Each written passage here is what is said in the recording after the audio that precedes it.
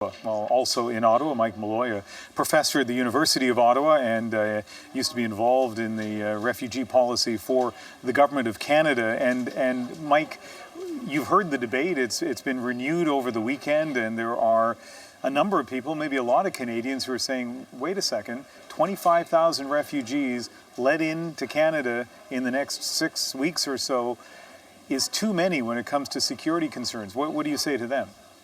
Well, I think the whole question of the security concern begins with how we frame who we're going to bring. The Canadian refugee system, resettlement system for refugees, focuses on victims, focuses on the most vulnerable, focuses on people with family already in Canada, focuses on families with children. None of those target groups for our program are in any way likely to house terrorists. Typically, the average terrorist is a single young man with weak family ties and very, very alienated. The people we're targeting are running for their lives, and I think we have to be very diligent, of course, about screening for security. But I think the concern at this moment is a bit overblown.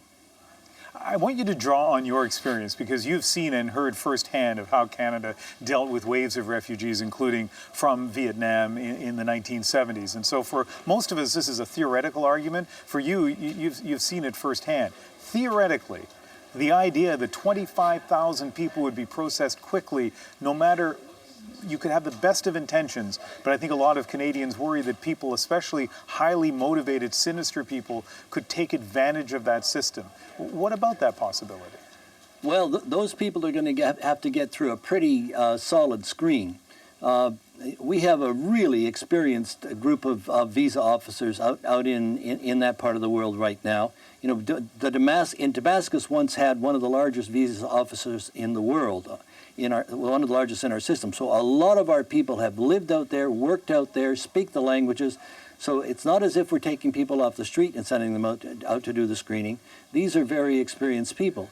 The second thing is we take people that have already been screened by the UN High Commission for Refugees.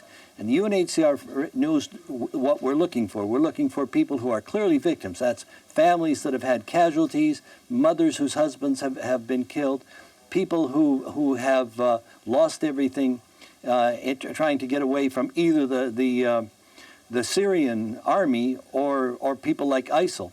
So I think these are not self-selected people. They will have been screened by the UN. They will have been screened by very experienced Canadian visa officers, and they will also be screened by CSIS. And when you get screening done by CSIS, you're not just looking at Canadian sources of information. There are agreements between a number of countries where we pool data. So I think our ability to detect or more likely even deter people from coming at us this way is pretty significant. Historically, we've always worried about it, but it has never been a problem. If you're trying to sneak somebody into a country, going through an official channel is about the worst way you can do it, because you know your people are going to be ending up having to talk to a number of folks who are looking out exactly for them. And so I'm pretty sure that our defenses are pretty strong. Which is exactly why we wanted to talk to somebody who's seen this process work firsthand. Very interesting to hear your insights. Mike Molloy, thank you very much. Thank you, Ian.